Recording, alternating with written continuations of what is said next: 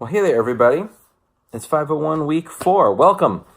I'm using my phone, so it's like a little lower than normal because the webcam, which was right up over here, stopped recording. I had a really good video, so I'm going to recreate the video as though it's not awkward enough to talk alone in a room to your students who aren't there.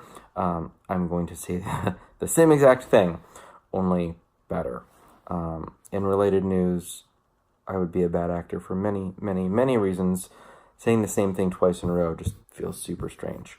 So, week 4, disruptive innovation, teachers as leaders. Let's jump right in with the discussion. Often the discussion feels forced, right? You have your initial post by Thursday at midnight and 2 thoughtful replies Sunday by midnight. It's also a good reminder. But just, it doesn't feel particularly authentic. It's one of the reasons I try and reach out individually with the discussion board and give you feedback in that way, because I have found that when I'm taking online courses, not only does it feel kind of inauthentic just to have conversations that are forced around this really specific protocol, but then have your instructor be like, oh, what a great idea, feels like super forced. But week 4 discussion prompt is awesome. So it connects really well with your chapters 3 and 4 reading from Sir Ken Robinson. So the question looks at, it's kind of a provocation around the idea of direct instruction and student-driven inquiry. Right? We have the world's knowledge at our fingertips for all of our students. How might that impact the idea around direct instruction? So read through most of that, which will hopefully help inform it. It's really interesting, right? Like, how do you adapt in the 21st century? How do you feel about Robinson's take on direct instruction? I think it's a super interesting topic. I'm really excited to read what you guys have to say. It's going to be good. I'm telling you that. It's going to be good. You have a few other readings, some Brumbaugh book around Google Forms, QR codes, a cool way to kind of hack Google Forms. And then along with the readings, there's a couple videos around Scott McCloud. I'm going to take the Scott McCloud content, the Google Form idea, and you have a practice quiz. This is not graded. This is mostly just to model, because you can have forms become quizzes, and those quizzes can grade instantly for you. I was getting my hair cut about a week ago, and there was a teacher, very obviously teacher, 8th grade, grading like 200 quizzes, multiple choice test quiz around Fahrenheit 451.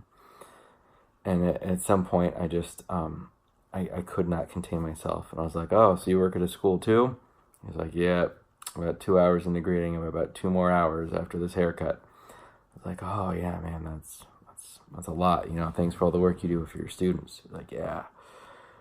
And I couldn't help myself. I was like, so you ever like checked out Google Forms and like the quiz option? It's pretty cool. Like, it'll grade stuff for you. I'm a big fan. And he's like, yeah, I heard about Forms once. Just like, I just wanted to like get big eyes and say like, dude, this will grade everything instantly for you. 4 hours today, like back in your life. And do you know Sir Ken Robinson's book? Let's talk a little bit about direct instruction and giving your kids like multiple choice tests. But I was just like, yeah, that's a lot. So hopefully that quiz will make you feel like you need to watch the McCloud videos, read the Robinson readings, and go through it. You don't get a grade for it, but just to go through that as a student, this is a rare opportunity for you to be a student. You're so often an educator. So for what it feels like to take a multiple choice test and then to go, oh my gosh, grade it for you. That's pretty cool. What else? You have a self-paced e-lesson. E stands for electronic. It's an old logo. It's a cheesy title. There's good content. Thanks for being patient as you click on those. If you have issues, try a different browser. Often Chrome will block it because it's older technology that is not as secure, so Firefox will tend to allow those. A couple of you already reached out and we've had conversations around that. But different web browser, just not Internet Explorer. It's probably going to be the way to get that up and running. I sat down, and by sat down I mean walked from session to session, with John Caribbo, the executive director of Q, at the very first Q Bold Symposium. Bold is Blended Online Lesson Design. One of the coolest conferences I've ever been to. He and I were both presenting like 6 sessions that day. It was like 6 on one day and 3 on another. So between my 6 sessions in 6 hours, which was insanity, we walked between our sessions. He talked about kind of 3 things around Q Rockstar and the thought of how he actually got those up and running, his educational philosophy, and it introduces you to what Q Bold is. You're also welcome, I think in the next week, Q Bold is starting again, the 3rd Q Bold in 3rd or 4th, depending on how you count it, down near Laguna, I think. It's good stuff. You don't have to go. I'm not forcing you to go, but if you go, it'll be amazing. Gives you some good stuff to tweet. Keep tweeting, by the way. It's good stuff. And then last thing is that you don't have a big assignment due this week. You have the discussion board, you have the check-in, you have the practice quiz. But looking ahead, you're going to create an infographic. So look at that, necessary conditions for applying yada yada, 21st century learning, and all that kind of good stuff.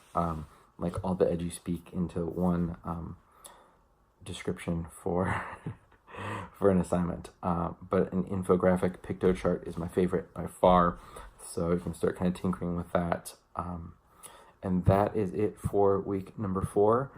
Enjoy kind of the lighter week comparatively, not having the big assignment at the end. Reach out if you have questions, and look forward to seeing what you guys have to share in the discussion board.